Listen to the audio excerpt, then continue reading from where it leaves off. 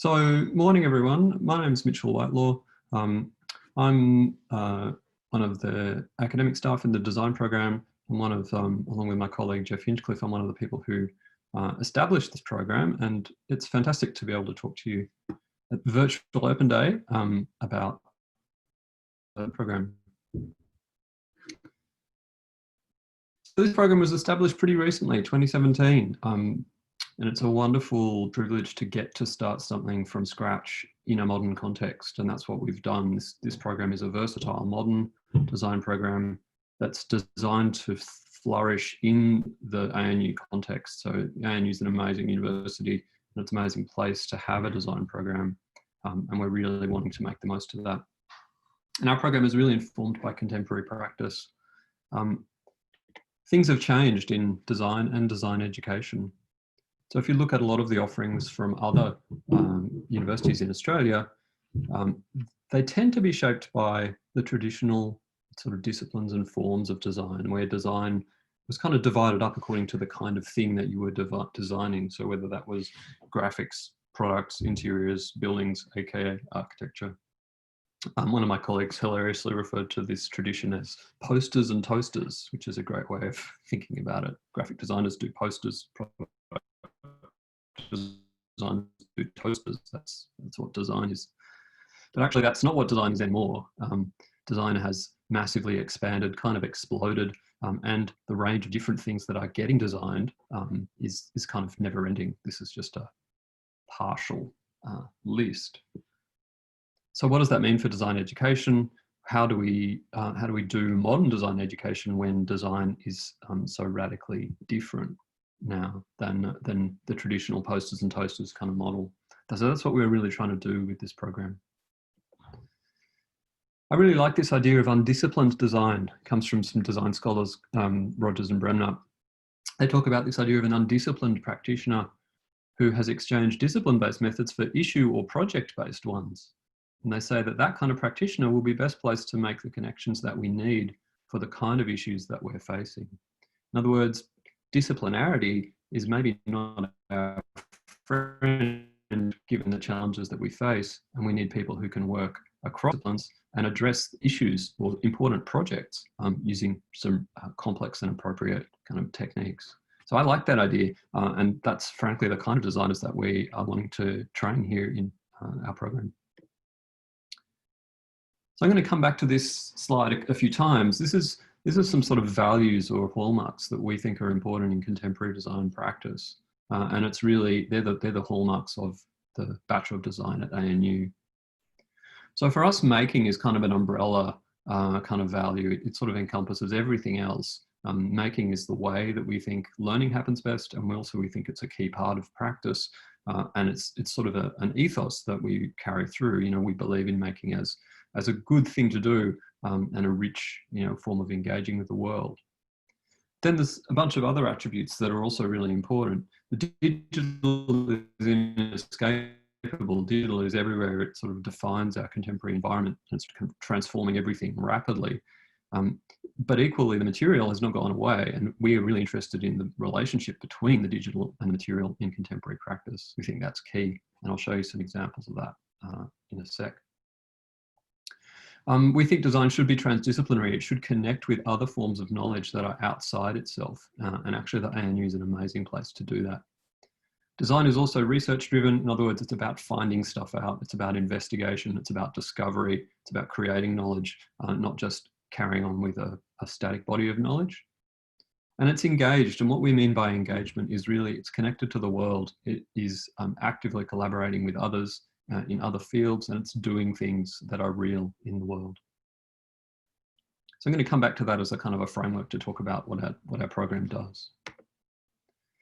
In practice, what the design program looks like is that we see within this incredible environment of the School of Art and Design, where with these incredibly rich visual arts studios. And so as part of the Bachelor of Design, we have design curriculum, but all of our students will also undertake some studio curriculum in the visual arts studios.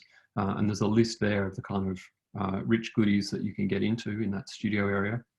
And on the left-hand side is some names of kind of topics or design processes that we get into in the design curriculum.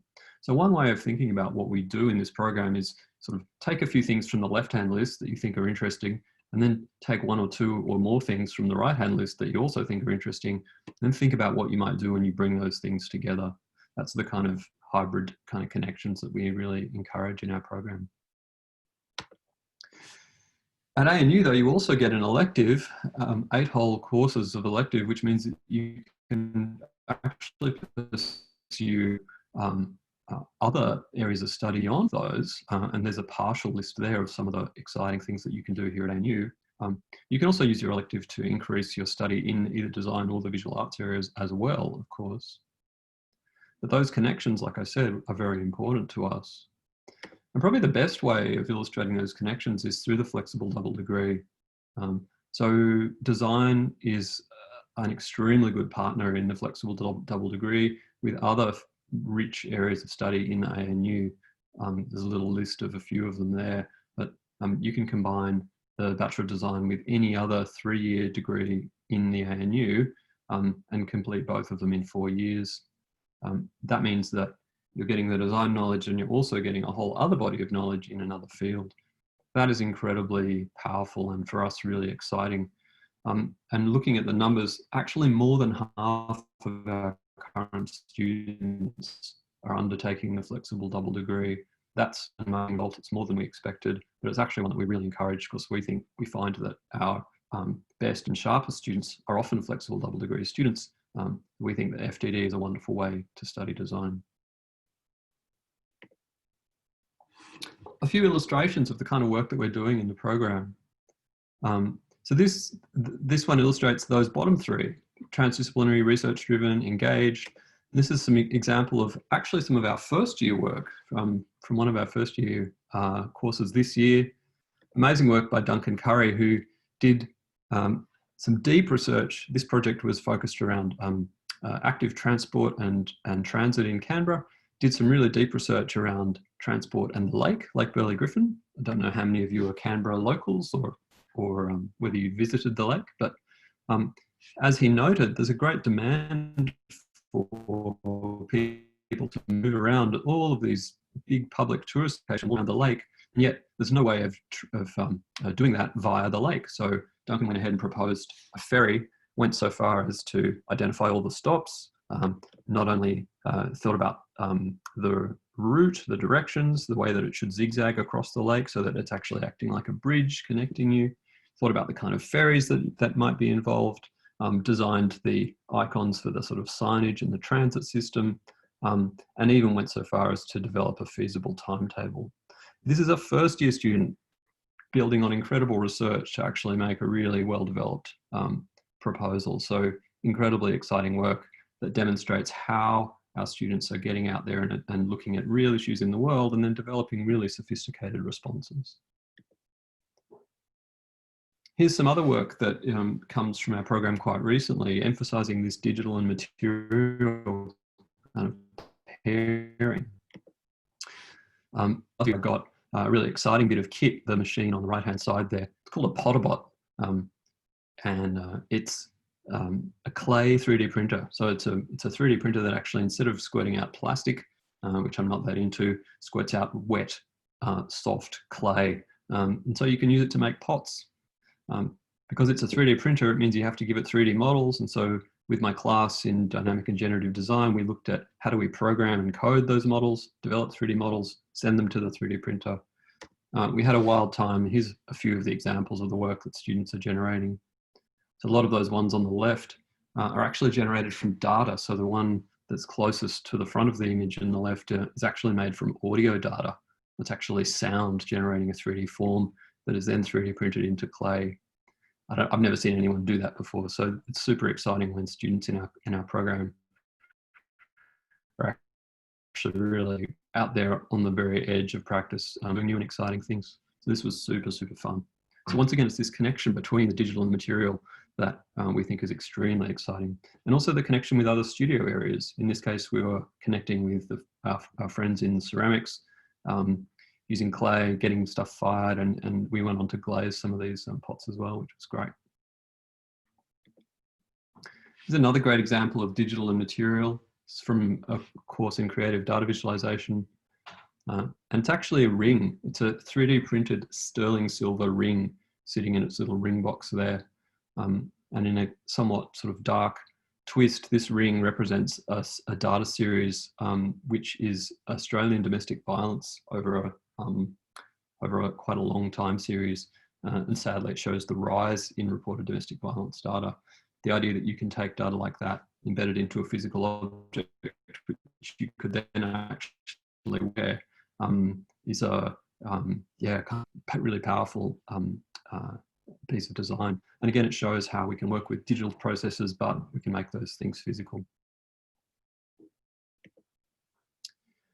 Engagement is a really key part of what we do, and it's best illustrated in the work that happens in the third year part of our curriculum, where there's a year-long studio which is really focused on developing independent design practice and engaging with the world in really rich collaborative ways. So from 2019, for example, here's just a list of some of the different partners that we worked with in that third year program, including the ACT government, places like Mulligan's Flat, also collaborators within ANU. Reimagine is a project from the engineering faculty. Some examples of some of the work that our students turned out. This was an exciting one. Ben Foster and Andre Bardo worked with an organisation that supported post and antenatal depression in Canberra. And they not only wanted a new graphic design for their identity, they actually wanted a new identity. They wanted a new name. So this organisation was previously called Pansy, P-A-N-D-S-I. And they wanted a name that had some different implications, and in particular was more welcoming and inclusive for male parents as well as female ones. They did a lot of research, they did a lot of consultation, they worked with the organisation really closely, and they ended up proposing this designed identity back. And the most exciting thing was that that identity was implemented, that the organisation took up that identity, and it's in action now. The name has been changed, the identity is there, and our students have made a contribution to a really important organisation, actually refreshing themselves in the community. Yeah, it's super great. Here's another example. This is a collaboration with Mulligan's Flat. So Ben Foster, Georgia Larson, Zach Kotzur and Jiamin Tan worked with Mulligan's Flat to develop some ideas for resources for their new visitors centre, which is just starting construction now. So they were looking at how do you communicate with all the different audiences, in particular young people, kids, and in a challenging environment where you might not always be able to actually see the critters that you're coming to see because it's daytime probably, and these critters really come out at night. So they looked at how you might design resources that would give those students a really great experience. So again, digital material, laser cutting these little animals, which could then be hidden around in the visitor's garden. And there's the student team with some of their critters and Jason Cummings from Mulligan's Flat. So again, a really successful collaboration. Jason snuffled up all those laser cut animals and took them away to include in their work immediately. In terms of how the program is structured, I'll just go through it briefly just to outline the way that it works. One good way of thinking about it is with this idea of the T-shaped person or the T-shaped designer. Not a new idea, it's been around for a while, but we think it's a good way of thinking about the combination of breadth and specialisation that we need to include in our program. So the idea of the T-shaped designer is that people who have a combination of breadth and specialisation are the most powerful. The breadth enables you to connect with others, to understand the points of view of others, and to work, to be versatile, to work across different kinds of practice. But the depth gives you an area of expertise, which is something where you can contribute a lot of value in a particular form of practice. And people can be sort of different shapes. They can have different amounts of breadth and they can have deeper forms of specialisation, but we try and encourage a kind of a balance that everyone should have a bit of both, a bit of breadth and a bit of specialisation. In terms of how that develops through the program, you could kind of flip the T upside down. So at the start of our program in first year, our students tend to to get quite a lot of breadth, where they're doing a range of different things that are kind of foundational in their study. And then as the program develops, that area of depth and specialization is developing. And you notice that I've included 4 years there. That's because we also have the Bachelor of Design Honours, which is really a 4th year of study, and it's an opportunity to pursue an individual kind of research project in design. It still involves design practice and making, but it's a project which is really autonomous and self-developed. We've got our first cohorts of the Bachelor of Design Honours going through now.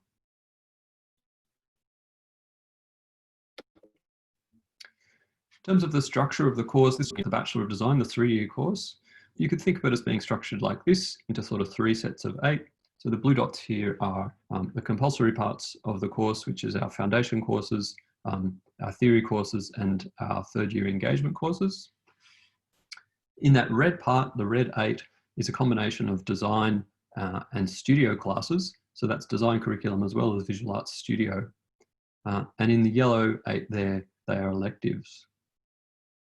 So that gives you some indication of the range of sort of choice that you have. It's quite extensive. In terms of how that plays out over the 3 years, there's lots of different ways you can do it. There is no single right way to do it. So here's a few examples that show you different study patterns. The key things are that our 3rd year engagement classes, the ones marked with an E, are definitely best done in your 3rd year. It's kind of capstone, the end of your study. But the other classes can be arranged in a range of different kind of structures and formations over your time. Where can it take me? Where, if you come and study the Bachelor of Design, where will you end up? Our program is quite young, and so we haven't had a heap of graduates go out yet, but I'll talk about a couple who illustrate some of the range of things that you can do. 2 Zoes, Zoe Heacock on the left and Zoe Bilston on the right. They both joined us in our very first year, our first intake in 2017. Zoe Heacock has now graduated, and she's actually out working as a designer. She's working with an agency called Oakton, who are in Canberra. They're now part of a big international company called NTT. They do lots of digital strategy, digital design and consulting. She's working with them as a user experience designer, a junior user experience designer, which was always her aim. She was always really focused on UX, so it's fantastic to see her go and get a job that's exactly what she was aiming for. Zoe Bilston is still completing her studies. Zoe's actually doing a flexible double degree with visual arts, so that's a really interesting proposition. If you have that inclination to really dive into the studio art areas as well, then combining design with visual arts is a wonderful way to go. It's an example of some of Zoe's work there. It's a silkscreen piece that she developed based on her travels. And speaking of travel, the photo of Zoe there is actually from Dundee, Scotland. And one of the big highlights of her study was she went on exchange to the University of Dundee in Scotland, had a fantastic time, did great things, met great people, and has come back really kind of energized and excited by that. So exchange is another thing that all of our students to look at, and tons of potential there.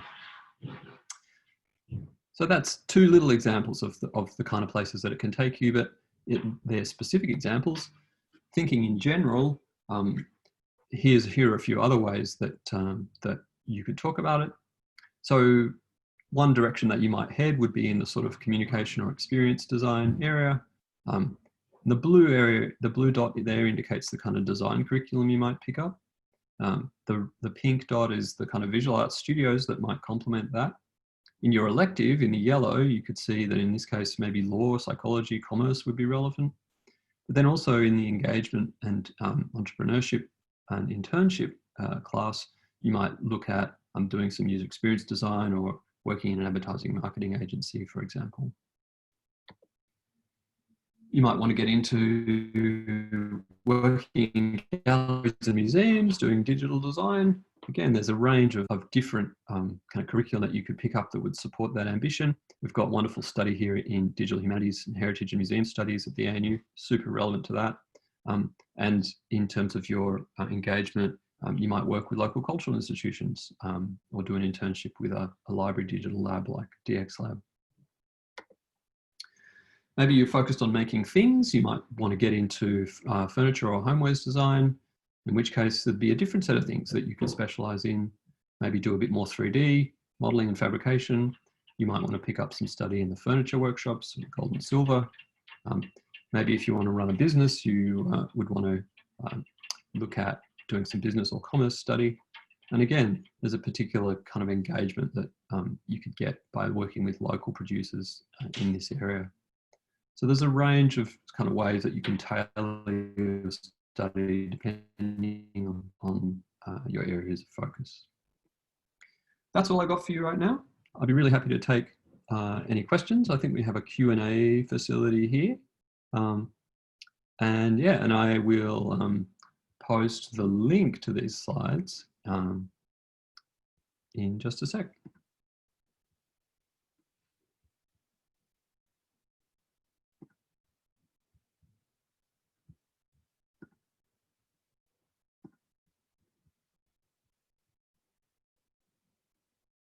Max, I'm not sure how to run the Q&A thing. Is there something that I need to do there?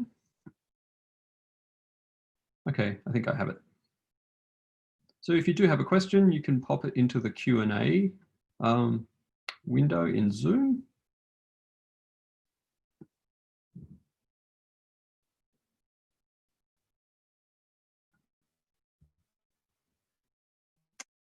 Oh, okay, I've got a question from Catherine here saying, do you have many mature age students or students who have studied in other degrees before?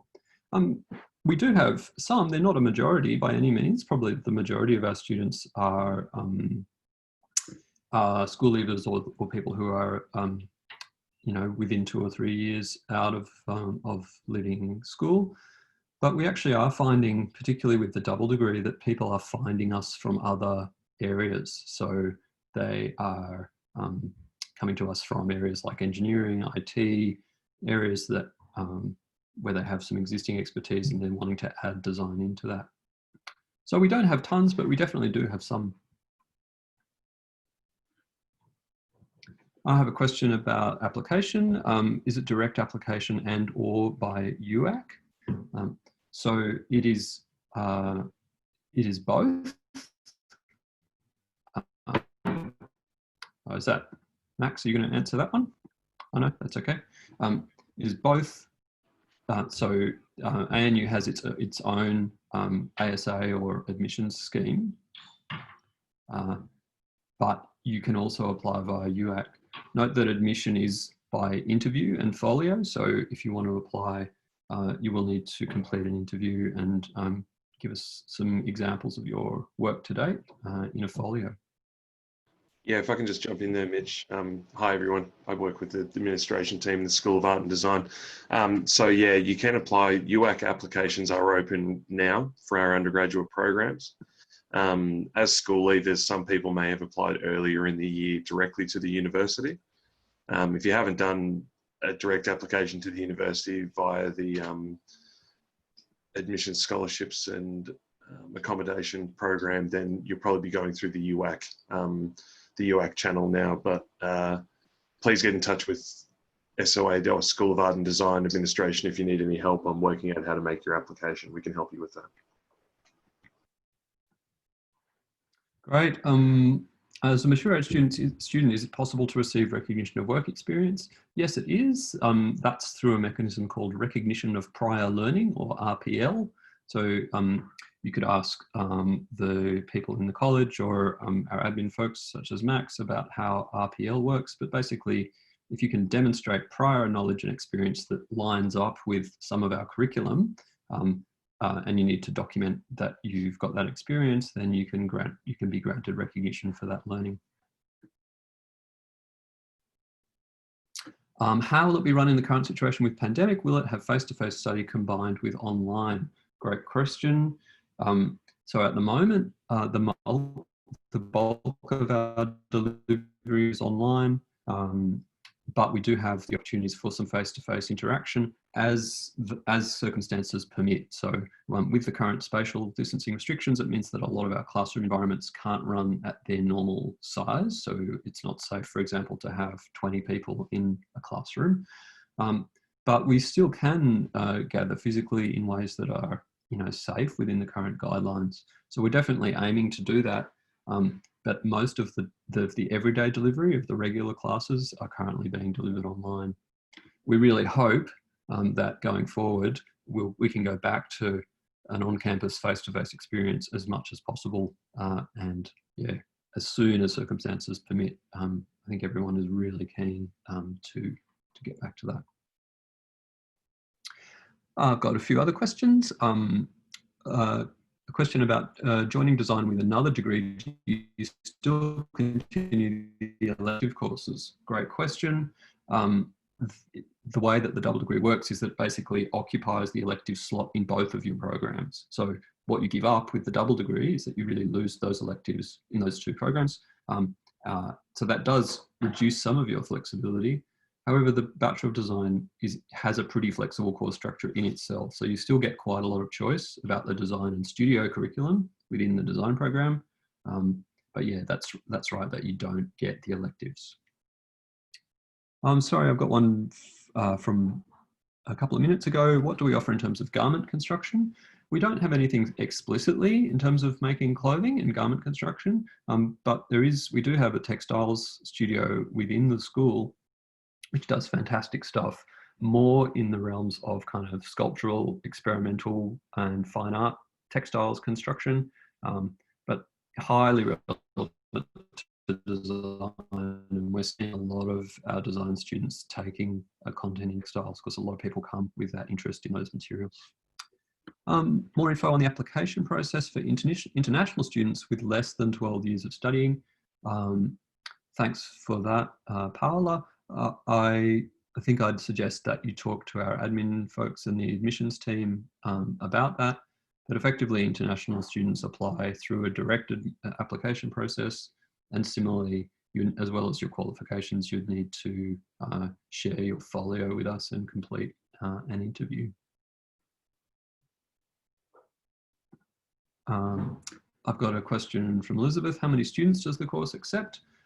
We don't have a set quota, though in general, our intake has been around the 40 mark, around 40 students per annum. That number's not fixed and it'll go up and down depending on a number of factors. We have seen increasing demand for the course and increasing application numbers in developing. But yeah, our intake has been reasonably steady at around that 40 mark.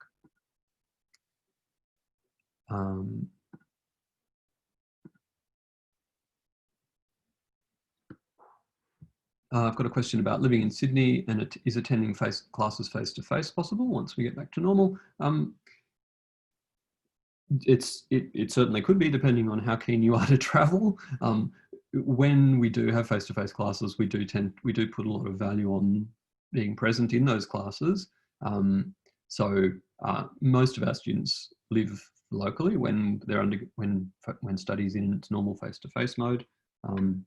We do at the moment, though, have several students who have moved back to various parts of the country and are completing their study remotely. So yeah, so I'd say it's not impossible to study face-to-face and live in Sydney, but it's definitely not ideal. Most people would not be doing that. I've got a question about the portfolio. On the website, it states to submit recent work. How recent? I have 11 years of experience in previous portfolio examples. Some of this will be relevant. Yeah, I mean, absolutely.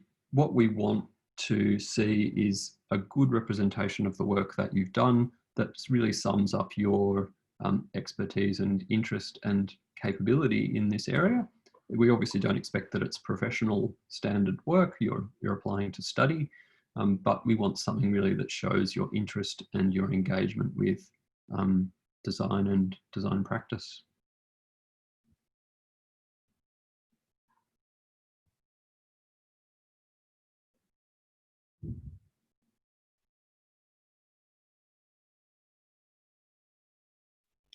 Great, that's all the questions that I have up. we have time, so if I have another one here in the chat from William. Do we get our own room in the design building? There we do have rooms that are focused on our design courses. So those rooms include teaching spaces and also a beautiful space which is focused on our third years and honours cohort. So particularly our senior students, we provide with a big open multi-user space which has secure storage, lots of big windows and natural light. It's in the front of the School of Art building, the building you can see behind me. And yeah, again, once our learning is back on campus, we look forward to getting back into that space.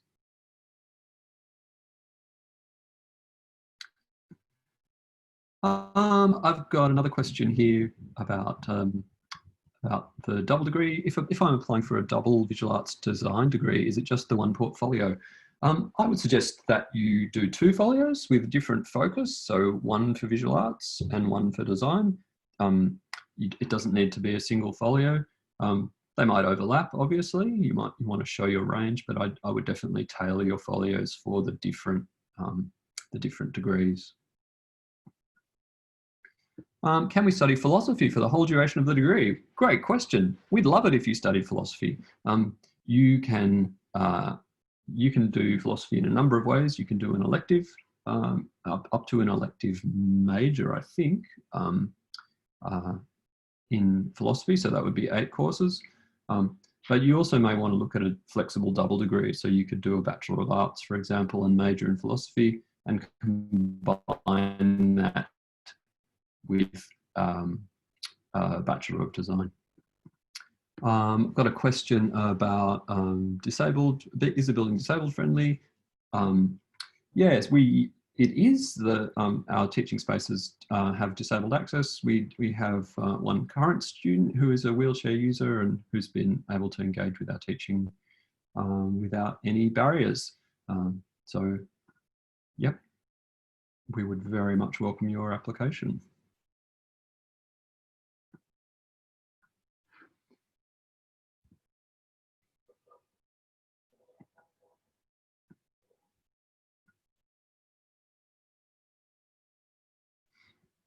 I'm just going to send the link to the slides. So if you'd like to have a look at the slides from today, they're there.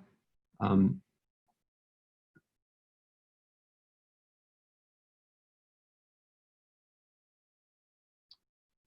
as I said, we've got a little while. We're scheduled to run till 11:45, so we've got a few minutes left for questions if anyone has any others. Otherwise, if you're all done and happy, we can wrap it up.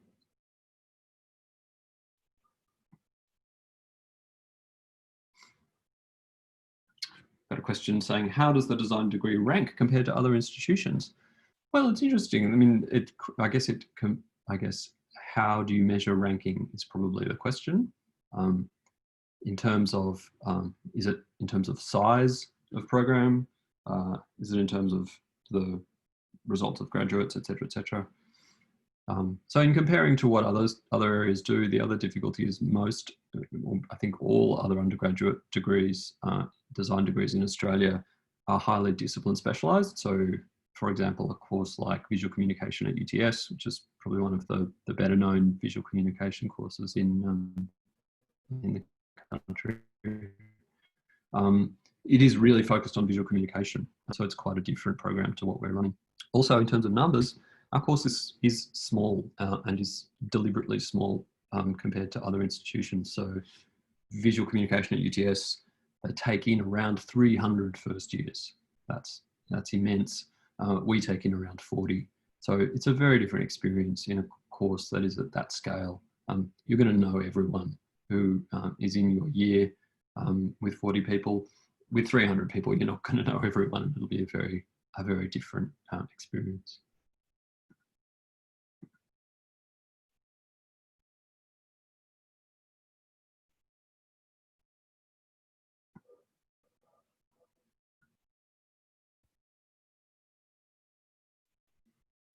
Good question. I've got a question saying, I'm not sure if this has been asked, but do you need to choose a major in the Bachelor of Design?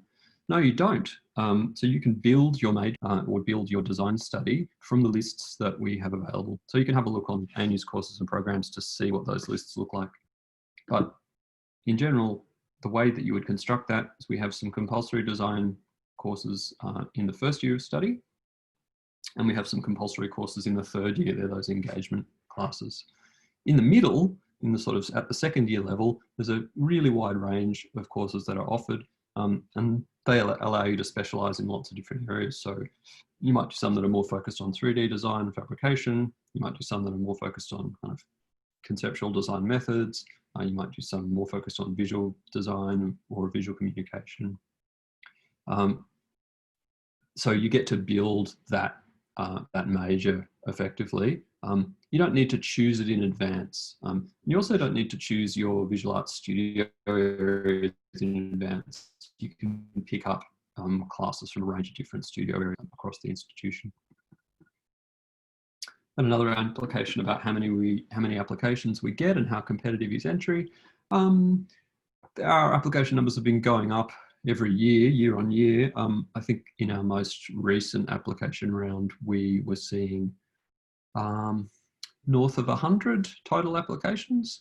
And yeah, and we're not certain what our intake will be. As I said, in previous years, the intake numbers have been around 40. So yeah, that should give you some idea about that.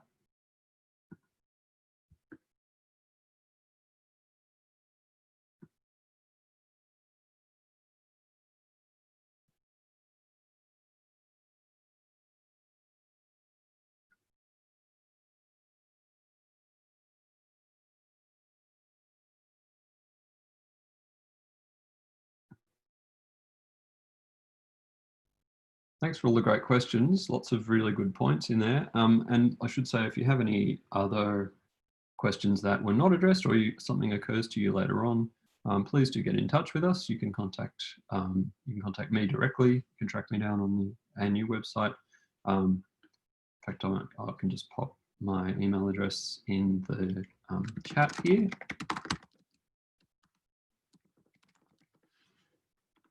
It's just there. You can also contact our admin folks at the office, or even the CAS college admissions people could also answer questions and refer you on.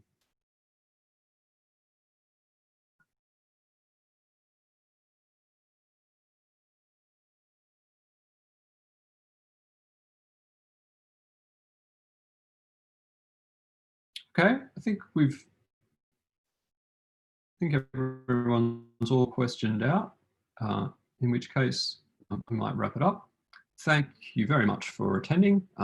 It's somewhat disappointing that it couldn't be in person. It's lots more fun in person, but hope that this was able to give you a bit of a flavour for what we do. As soon as you are able to, and things improve, I really hope that it's possible for you to come and see us in person, have a look at the school and our facilities. And yeah, I look forward to your future applications to the Bachelor of Design. Thanks a lot.